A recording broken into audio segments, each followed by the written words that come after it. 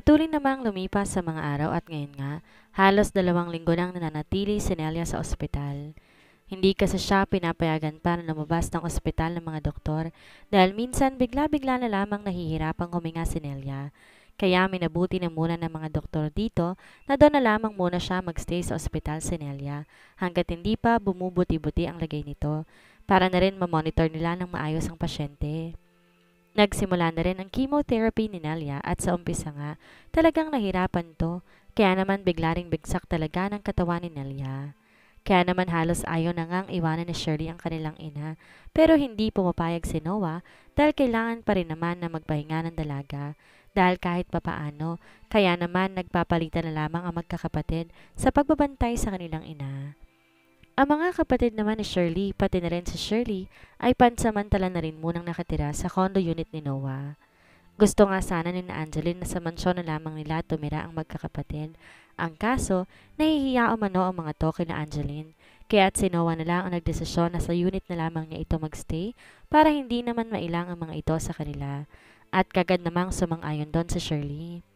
Minsan nga, doon na rin natutulog si Noah sa kanyang unit, lalo na kapag alam nga na kailangan ng kasama o ng karamay ni Shirley. Si Noah naman paminsan-minsan ay pumapasok na sa kanyang opisina, pero halinhinan pa rin sila ng kanilang ina at naiintindihan naman kasi siya ni Angeline, kaya pumayag na lang ito sa ganito nilang setup. Noah, okay lang naman nakapalit ng mga kapatid ko. Kahit di mo naman ako samahan palagi, ayos lang naman. Baka kailangan ka na sa kumpanya ninyo? Nakakaya naman kung pati yon maaabala na rin namin. Nahihiya pa ang kausap ni Shirley kay Noah habang nasa biyahe sila papuntang ospital. Pinilit kasi siya ng binata kaninang umaga na umuwi na muna para makapagpahinga at para na rin makatulog na muna siya dahil magdamag ngang nagbantay si Shirley sa ina nito at buong gabi nga rin sinamahan to ni Noah. Nakatulog din naman na silang dalawa sa kondo ni Noah kaya naman naisipan nang bumalik muli ni Shirley sa ospital. Ayos lang naman ang kumpanya, Shirley, kaya wag mo na yung alalahanin pa. Nando naman si mommy kapag wala ako kaya don't worry. Nakangiti pang sagot ni Noah sa kanyang nobya. At sakto naman nasa ospital na rin sila. Napabuntong hininga naman si Shirley. Noah, pasensya ka na talaga ha. Alam ko sobra-sobra ng abalang nagawa ko para sa pamilya ninyo. Sabi pa ni Shirley kay Noah. Ano ka ba naman? Di ba sinabi ko na sa'yo gusto ko ang ginagawa ko at hindi kita papabayaan. At ito pa ang tatandaan mo, kahit kailan hindi ka naging abala sa akin o sa pamilya ko. Mahal kita, Shirley, at mahal ka rin ng pamilya ko kaya namin to ginagawa. Kaya wag mong iisipin abala ka sa amin. Seryosong sagot ni Noah kay Shirley, sa kanya to hinawakan sa kamay. I love you, Shirley, and I will do everything for you, my love. Sabi pa ni Noah, sa kanya dinampian ng magaan na halik si Shirley. Thank you for loving me, and I love you too. Sagot din naman ni Shirley nang pakawala ni Noah ang kanyang labi. Muli, hinalikan naman ni Noah ang kanyang nobya dahil sa sinabi nito, pero kaagad na rin naman niyang pinutol ang paghalik niya rito dahil baka madalang na siya sa ginagawa niya at baka hindi niya na mapigilan pa ang kanyang sarili lalo na't nakaramdam siya ng pag-iinit ng kanyang katawan. Tara na sa loob, baka iniintay ka na ng nanay mo? Sabi pa ni Noah kay Shirley, sa kanya to nginitian. Nauna naman nang bumaba ng sasakyan niya si Noah at pinagbuksan pa niya ng pinto si Shirley. Hinawakan pa nga ni Noah ang kamay ni Shirley, saka sila sabay na naglakad papunta sa entrance ng ospital. Pero bago pa makarating doon si Shirley, narinig naman ng dalaga na nagring ang kanyang phone, kaya naman agad niya yung kinuha sa bulsa ng kanyang pantalon. Hello Ashley, napatawag ka? Agad na sabi ni Shirley nang sagutin niya ang tawag ng kanyang kapatid. Hello ate, nasan ka? Pwede bang pumunta ka na muna dito? Sagot naman ni Ashley kasabay ng pagkikbi niya. Napakunot naman ang noo si Shirley dahil sa sinabi ni Ashley at narinig pa niya ang pagkikbi nito, indikasyon na umiiyak ito. Bakit? Ano nangyayari? Papunta na kami dyan? Sagot ni Shirley sa kanyang kapatid, sa kanya muling hinawakan sa kamay si Noah at dali-dali na nga silang pumasok sa loob ng ospital. Di naman na nakasagot pa si Ashley mula sa kabilang linya, kaya naman si Shirley na ang pumutol sa kanilang tawag. Malalaki ang bawat takbang ni Shirley at sumusunod naman sa kanya si Noah para agad silang makarating sa silid ng ina ni Shirley. Pero sa totoo lamang, biglang kinabahan si Shirley dahil sa pagtawag ng kanyang kapatid at naririnig pa niya ang pagikbi nito. Pagkarating nila sa floor kung nasa ng silid ng ina ni Shirley, agad nilang natanaw ang mga kapatid ni Shirley sa labas ng silid ng kanilang ina, kaya halos takboy na nga ito ng dalaga para lang makarating agad dito. Anong nangyari? Bakit ganyan namang itsura ninyo? Anong nangyari kay nanay? Sunod-sunod na tanong ni Shirley sa kanyang mga kapatid nang makalapit siya sa mga ito. Ate! Tawag ng mga kapatid ni Shirley sa kanya at agad pa siyang sinilubong ng mga ito at agad na yumakap sa kanya. Ano bang nangyayari? Bakit nandito kayo sa labas? Muli ay tanong ni Shirley sa kanyang mga kapatid. Si nanay ate, bigla kasi siyang umubo at nakita ko maraming dugo. Kaya tumawag agad ng nurse kasi pagbalik ko sa room ni nanay, nag-seizure na siya. Kaya nandun ngayon ang mga doktor sa loob at pinalabas muna nila kami. Umiiyak na sagot ni Ashley kay Shirley. Pakiramdam naman ni Shirley, parang binuhusan siya ng malamig na tubig dahil sa sinabi ni Ashley. Para tuloy nilukob ng takot ang kanyang dibdib, pero pinilit niyang magpakatatag at ipakita sa mga kapatid niya na kaya niya at matatag siya, pero sa kaloob-looban niya, pinanghihinaan na talaga siya ng loob. Buti na lamang talaga, palaging nariyan si Noah para sa kanya, kaya kahit papano ay lumalakas ang kanyang loob.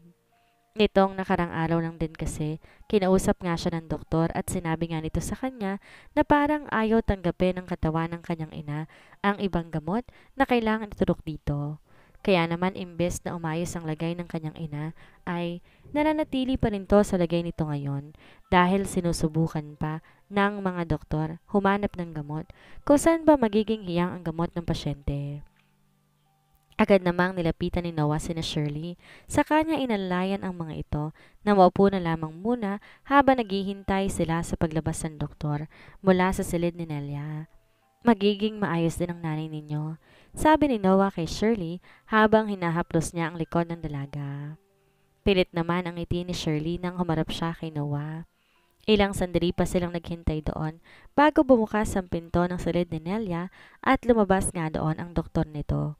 Kaya naman agad tumayo si Shirley at lumapit dito. Dok, kamusta po si nanay? Ano pong nangyari sa kanya? Tanong na ni Shirley sa doktor na tumitingin sa kanyang ina. Isang malalim na buntong hininga naman ang pinakawalan ng doktor habang seryoso tong nakatingin kila Shirley. Ginagawa naman namin ang lahat para gumaling ang pasyente, pero ang katawan niya mismo ay ayaw tanggapin ang gamot na kailangan niya. Sinusubukan nga namin na maghanap ng mas magandang gamot para sa kanya, pero ganun pa rin ang response ng katawan ng pasyente. Ang pag-seizure niya kanina at pag-ubo na may kasamang dugo, indikasyon na lalong lumalala ang kanyang sakit and I'm sorry. Siguro ngayon dapat yun ang lakasan ng loob ninyo sa maaaring mangyari sa inyong ina? Mahabang paliwanag ng doktor kila Shirley. Di naman maiwasan ni Shirley ang maluha lalo sa huling sinabi ng doktor sa kanila. Mabuti na lamang din at nakaalalay sa kanyang likod si Noah dahil kamuntik na rin siyang matumba. Dok, gawin niyo naman po ang lahat para umaba pa ang buhay ng nanay namin. Please, gusto pa po namin siyang makasama na mas matagal pa. Umiiyak nang sabi ni Shirley sa doktor. Miss, ginagawa na po namin lahat ng aming makakaya at ipagpapatuloy na rin natin ang gamutan ng iyong ina. Ang tanging magagawa niya na lamang din siguro sa ngayon ay magdasal na sana'y makayanan pa to ng pasyente at sana tanggapin na ng katawan nito ang gamot na kailangan nito para naman ang sa ganon magkaroon tayo ng kahit konting pag-asa na gagaling na siya. Sagot ng doktor kay Shirley. Di naman na nakaimik pa si Shirley at napahagulhol na lamang siya ng iyak kaya naman agad din tong dinaluhan ni Noah at niyakap. Sige po, Dok. Basta gawin niyo na lamang po ang lahat na makakaya ninyo para sa pasyente. Maraming salamat po. Sagot ni Noah sa doktor ni Nelia. Tumango naman ang doktor kay Noah. Sige, mauna na rin ako at may mga pasyente pa rin akong pupuntahan. Maaari na kayong pumasok sa loob at huwag niyo munang papagurin ng pasyente dahil medyo nahihirapan pa rin siyang huminga. Sagot ng doktor bago to tuluyan ng umalis sa harapan ni Shirley. Hinayaan na lamang naman muna ni Noah ang kanyang nobya na umiyak ng umiyak dahil alam naman niya na masakit para dito ang mga sinabi ng doktor. Naiintindihan din naman nila ang doktor ni Nelia at alam din naman nila na ginagawa nitong lahat para sa pasyente. Ang mga kapatid naman ni Shirley, hindi na rin muna pumasok sa loob ng silid nila at nanatiling magkakayakap din ang mga ito habang umiiyak sa labas ng silid ni Nelia. Ayaw kasi nilang ipakita na magkakapatid sa kanilang ina na umiiyak sila dahil alam nila na baka lalong mahihirapan ang kanilang ina kapag nakita ng mga ito sila sa ganong kalagayan. Kaya naman kapag nasa harapan sila ng kanilang ina, pinipilit nilang magpakasigla at palaging masaya para naman kahit papano ay hindi malungkot ang kanilang ina. Nang medyo kalmado na sina Shirley at ang kanyang mga kapatid, nagpasya na silang pumasok sa loob ng silid ng kanilang ina. Si Noah na nga ang unang pumasok doon, kasunod si Shirley at ang mga kapatid nito. Naabutan naman nilang gising na si Nelia, kaya naman napatingin na rin muna si Shirley kay Noah at nang tumango ito, napabuntong hininga muna siya bago lumapit sa kanyang ina na mayroong pilit ng ngiti sa labi nito. "Kamusta po ang pakiramdam ninyo, Nay?" Tanong ni Shirley sa kanyang ina habang hinahaplos niya ang ulo nito. "Medyo masakit lang ang ulo ko." Dahan-dahan pa nasabi ni Nelia kay Shirley. "Matulog na po muna kayo, Nay, para pagising nyo hindi na po masakit ang inyong ulo," sagot ni Shirley sa kanyang ina, sa kanya to hinalikan sa noo. Napangiti naman si Nelia dahil doon. "Anak, may gusto sana akong hilingin sa'yo," sabi pa ni Nelia na nahihirapan na ngang magsalita pero pinipilit pa rin niya dahil may gusto siyang sabihin kay Shirley. Napatingin naman si Shirley kay Noah at sa mga kapatid niya na nakikinig din sa pag-uusap nilang mag-ina. Nagtatanong naman ang tingin ni Shirley sa kanyang ina. "Ano po yon, Nay? May gusto po ba kayong kainin o ano?" Tanong naman ni Shirley sa kanyang ina dahil baka may gusto tong kainin na pagkain na wala doon. Napapikit naman muna si Shirley. Ang kanyang inang si Nelia halos habol na ang hininga. Sa totoo lang, hinang-hina na talaga si Nelia at pinipilit na lang din talaga niyang lumaban para sa kanyang mga anak. Pero nararamdaman na nga niya na parang di na talaga niya kaya dahil nahihirapan na siya sa kanyang sakit. "Anak, di ba ang sabi mo ay nakita mong tatay ninyo?" Sabi ni Nelia, kaya naman napatingin muli si Shirley sa kanyang mga kasama doon, sa kanya muling binalingan ng tingin ang kanilang ina. "Nay, akala ko po ba ayos na tayo tungkol sa bagay na yan? Akala ko po ba naiintindihan niyo na po ang mga sinabi ko sa inyo? Akala ko po tanggap yun ang hindi babalik sa atin si tatay." Tila naiinis nang sabi ni Shirley dahil balik na naman sila sa usapan tungkol sa kanilang ama. Nitong mga nagdaang araw kasi, pinaliwanagan niya na ang kanyang ina na tanggapin na lamang na hindi na babalik ang kanilang ama. Dahil may pamilya na nga ito, at pinakiusapan na rin nila ang kanilang ina, nakalimutan na lamang kanilang tatay at ang sarili na lamang nito ang isipin niya at magpagaling na lamang siya kaagad. Oo naman, ang kanilang ina doon. At laking tuwa nga nila dahil simula noon, hindi na muling nabanggit pa ni Nelia ang tungkol kay Joel. Pero eto na naman ngayon ang kanilang ina at nabanggit na naman ang kanilang ama. "Oo, naiintindihan ko naman kayo. Naiintindihan ko naman ang sinabi mo sa akin pero kasi gusto ko sana siyang makita kahit sa huling pagkakataon lamang. Pakiusap, anak. Gusto ko siyang makita at makausap." Tila hirap na hirap pang magsalita na sabi ni Nelia kay Shirley.